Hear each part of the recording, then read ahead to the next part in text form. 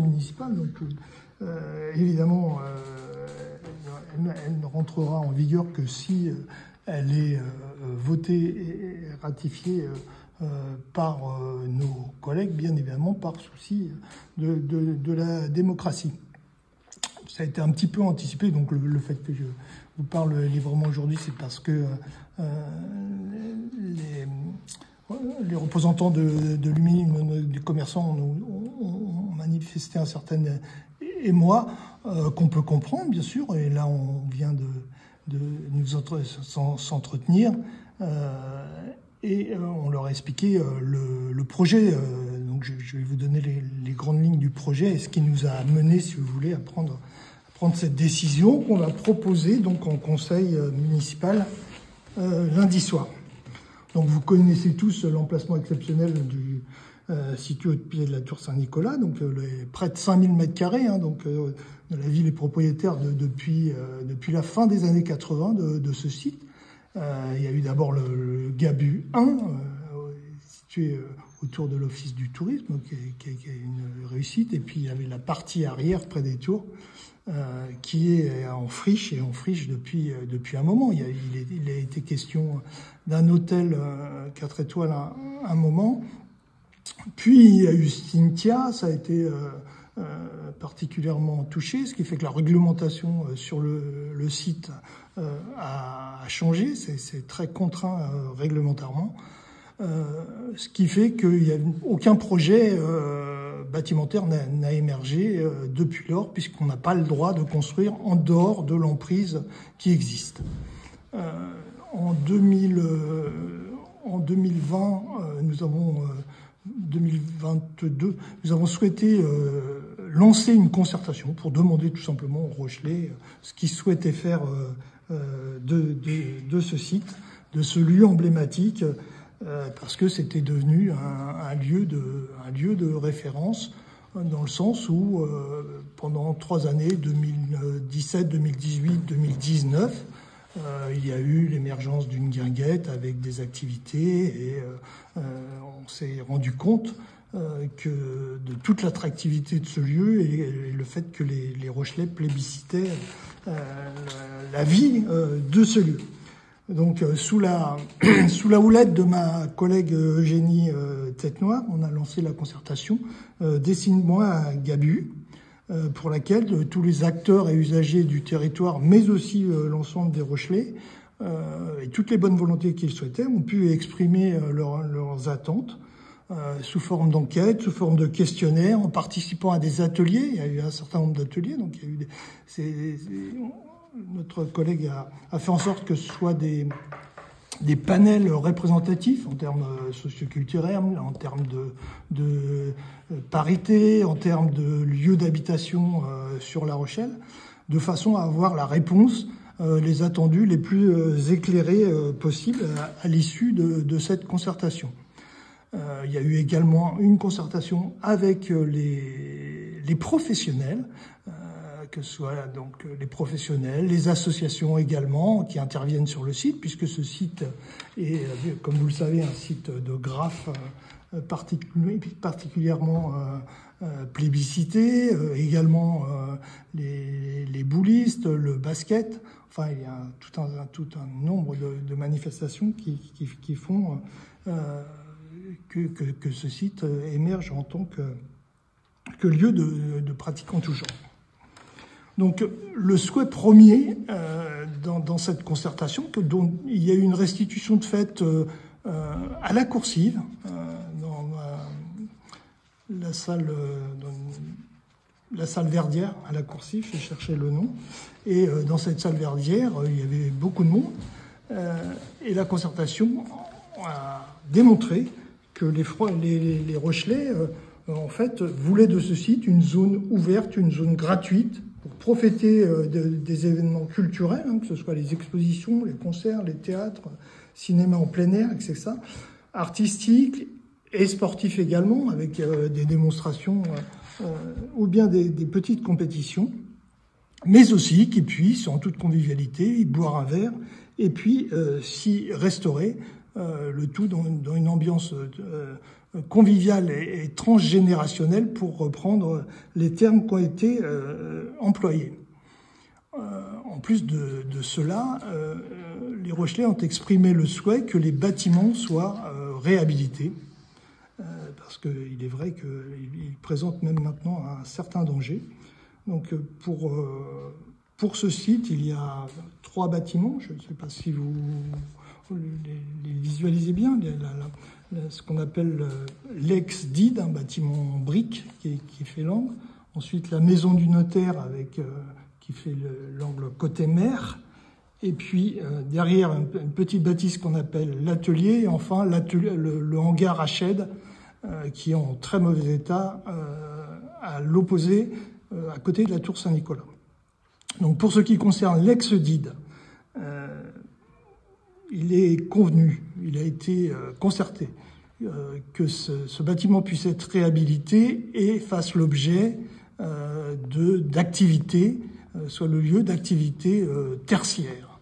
Donc pour ce faire, la ville envisage de céder à la SEM Patrimonial Sitting ce bâtiment pour qu'elle le mette à disposition donc de preneurs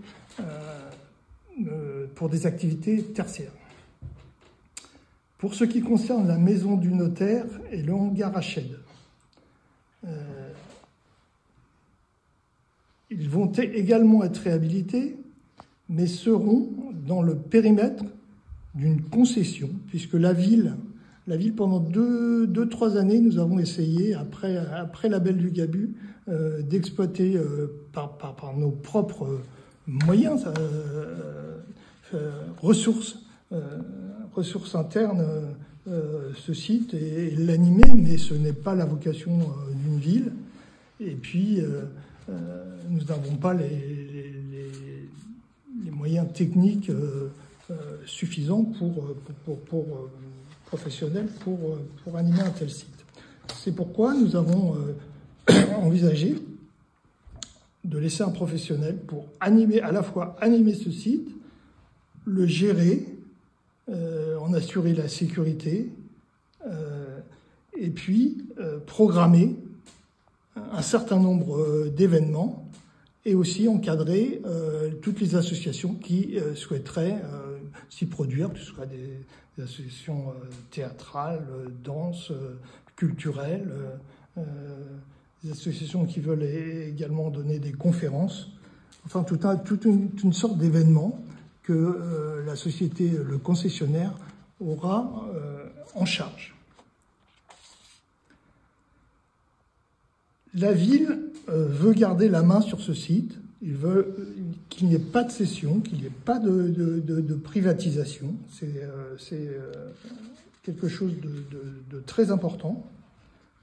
Et nous voulons rester dans une forme de gouvernance, c'est-à-dire qu'il y aura un comité de suivi dans lequel la ville aura place pour encadrer et suivre l'évolution de ces animations. Donc la consultation a débuté en juillet 2024. Ça a été fait l'objet d'une délibération au conseil municipal 2024 et ça a été présenté et voté à l'unanimité, je crois. Cette concession sera consentie pour une durée de 10 ans, sachant qu'il y a un certain nombre d'investissements. On évalue à peu près à 2 millions d'euros d'investissement pour réhabiliter la maison du notaire et le bâtiment atelier, sachant que le bâtiment hangar à shed sera réhabilité par la ville. Ce sera la ville qui prend à sa charge la réhabilitation du hangar à shed. Donc c'est une procédure qui est extrêmement encadrée par la commande publique. Ça s'apparente à une délégation de service public. Ça s'appelle une délégation mixte de service public. Nous avons donc engagé une procédure de publicité et de mise en concurrence. 20 dossiers ont été retirés, 2 seulement ont été rendus. Nous avons bien évidemment étudié ces 2 dossiers, auditionné les candidats 2 fois, et puis l'analyse des dossiers a fait l'objet évidemment d'allers-retours et de mise au point. Et nous sommes arrivés à une offre finale qui nous semble satisfaisante et que nous allons donc présenter en conseil lundi. Donc c'est la petite lune, c'est ça qui a été retenu? Alors la petite lune a effectivement été le choix du jury. C'est une société qui a de grandes références au niveau national, qui avait travaillé déjà en 2017, 2018 et 2019 sur ce site. Là, ce sera des conditions un petit peu différentes puisqu'il y a l'aspect bâtimentaire. Et puis, très soucieux du commerce local et peut-être de quelques erreurs ou d'une évolution qui avait été peut-être mal maîtrisée à l'époque. Nous avons vraiment très encadré, nous sommes très attachés à ce qu'il n'y ait pas une forme de concurrence déloyale. Les commerçants nous ont alertés sur cette crainte, mais en fait, c'est extrêmement contraint et extrêmement encadré que ce cahier des charges a été réalisé. Il y a une redevance avec une part fixe, une part variable sur le chiffre d'affaires. L'obligation d'investir, je l'ai évoqué. Bien évidemment, un investissement de 2 millions ne se fait pas sur 5 ans, donc c'est pourquoi on prévoit une concession de 10 ans.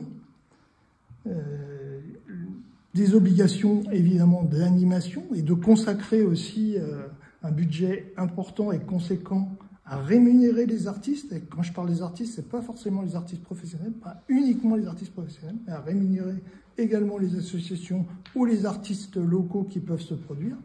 Je